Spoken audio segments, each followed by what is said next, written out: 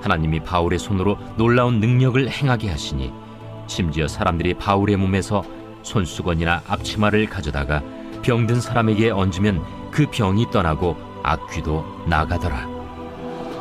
이에 돌아다니며 마술하는 어떤 유대인들이 시험삼아 악귀 들린 자들에게 주 예수의 이름을 불러 말하되 내가 바울이 전파하는 예수를 의지하여 너희에게 명하노라. 유대의 한 제사장 스게와의 일곱 아들도 이 일을 행하더니 악귀가 대답하여 내가 예수도 알고 바울도 알거니와 너희는 누구냐? 악귀 들린 사람이 그들에게 뛰어올라 눌러 이기니 그들이 상하여 벗은 몸으로 그 집에서 도망하는지라. 에베소에 사는 유대인과 헬라인들이 다 이 일을 알고 두려워하며 주 예수의 이름을 높이고 믿은 사람들이 많이 와서 자복하여 행한 일을 알리며 또 마술을 행하던 많은 사람이 그 책을 모아 가지고 와서 모든 사람 앞에서 불사르니 그 책값을 계산한즉 은 5만이나 되더라. 이와 같이 주의 말씀이 힘이 있어 흥왕하여 세력을 얻으니라. 이 일이 있은 후에 바울이 마게도냐와 아가야를 거쳐 예루살렘에 가기로 작정하여 이르되 내가 거기 갔다가 후에 로마도 보아야 하리라. 자기를 돕는 사람 중에서 디모데와 에라스도 두 사람을 마게도냐로 보내고 자기는 아시아에 얼마 동안 더 있으니라. 이 바울의 에베소 사역은 두 장소에서 이루어집니다. 첫 번째는 회당입니다. 인구 25만의 큰 도시였기 때문에 굉장히 많은 유대인 회당이 있었는데요. 그곳에서 약 석 달 동안 하나님 나라의 복음을 강론, 즉 토론식으로 설명을 한다라는 것이죠. 그리고 권면, 즉 받아들이도록 설득했다라는 것입니다.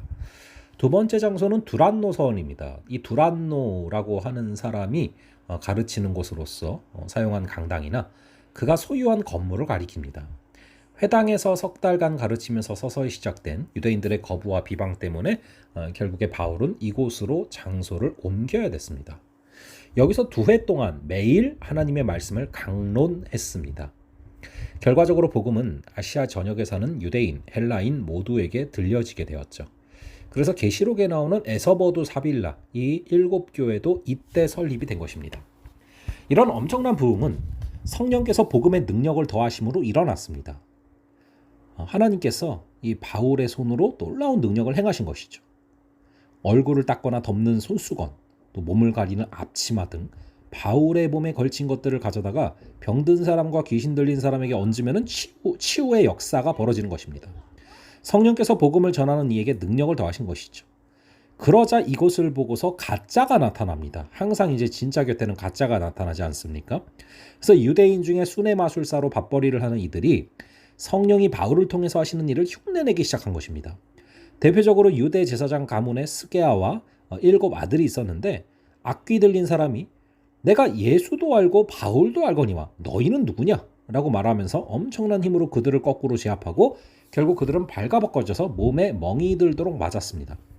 그 소식을 들은 에베소의 모든 유대인과 헬라인들은 무엇을 깨닫게 됐을까요? 바울을 통해서 일하시는 그 성령님을 함부로 대하면 큰일 난다라는 사실이죠. 그리고 복음의 능력은 사람의 입이라던가 특별한 어떤 물건에 있는 것이 아니다. 오직 성령 하나님, 복음을 통해 역사하시는 성령 하나님께 능력이 있다라는 사실인 것이죠. 이를 통해서 결국에 주 예수의 이름이 높여졌다라고 17절에 써져 있고요. 18절에 보시면 많은 죄인이 예수님을 믿고서 자기 죄를 자백했다.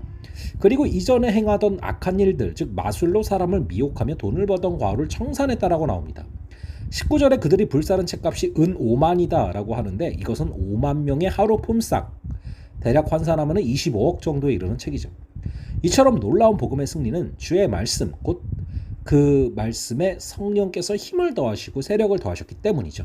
말씀에 붙들림 받은 바울이 이렇게 놀랍게 쓰임받는 것입니다. 오늘날 성령께서 우리가 전하는 그 복음에 여전히 능력을 더하실 수 있는 줄로 믿습니다.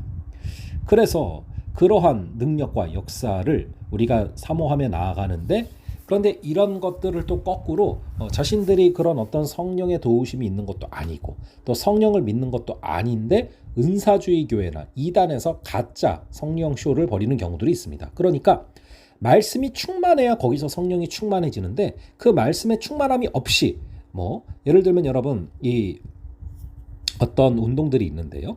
이렇게 가짜 성령 운동들, 빈야드 운동이라던가 뭐 이런 부분들이 있다라는 것이죠. 하지만 그런 데서는요. 가만 보면은 결국에는 잠깐 가시적으로 어떤 일들이 벌어지는 것 같지만 결국에는 물질적, 정신적, 영적 폐해를 낳게 된다라는 것입니다. 그리고 전혀 열매가 없다. 즉 회개의 열매, 즉 성령의 열매가 없다라는 것이죠. 자, 그래서 우리가 사모해야 되는 것은 성령의 능력은 주로 어떻게 나타나는가? 성령께서 복음을 믿고 따르는 자의 삶 속에서 맺으시는 성령의 열매를 통해 나타난다는 것입니다. 사랑, 희락, 화평, 오래 참음, 자비, 양선, 충성, 온유, 절제. 이것의 열매를 맺게 하실 때 그것이 사실은 성령께서 온전히 이끄시는 참된 열매, 또 참된 역사라는 것이죠. 우리가 전달하는 그 복음, 그 복음을 우리가 정말로 제대로 전달하고 또 그 복음 위에 살아간다면 우리의 삶이 성령의 열매를 맺게 되고 또 서로 사랑하게 되고, 그래서 세상은 우리가 서로 사랑할 때 세상이 그들이 나의 제자인 줄 알리라 말씀하지 않으셨습니까? 그러한 역사가 벌어진다라는 것이죠. 오늘 하루도 성령께서 이끄심에 순종함으로 말미암아 성령께서 주시는 성령의 열매가 충만할 수 있기를 간절히 바랍니다. 그러할 때 주께서 이끌어 가시는 귀한 그런 열매들을 우리의 삶에 부여하실 줄로 믿습니다. 잠시 기도하겠습니다. 아버지 하나님, 오늘의 이 말씀을 통하여서 이 복음의 능력은 다른 것이 아니요 오직 성령 하나님께 있음을 다시금 바라봅니다. 성령께서 우리가 전하는 복음에 주의 크신 능력을 더하여 주시옵소서. 그래서 우리의 복음 전파를 통하여서 악한 영들이 떠나가고 지친 영혼들이 회복되고 또 하나님께로 돌아오는 귀한 역사를 허락하여 주시옵소서. 특별히 우리의 삶에 성령의 열매를 허락하여 주셔서 성령의 은사만 쫓는 것이 아니라 성령의 열매가 따르는 진정한 성령 충만의 역사, 말씀이 충만함으로 말미암아 성령 충만한 그 역사를 허락하여 주시옵소서. 감사드리고 이 모든 말씀 우리 주 예수 그리스도의 이름으로 기도합니다. 아멘. 그럼 또 다음번에 뵙도록 하겠습니다.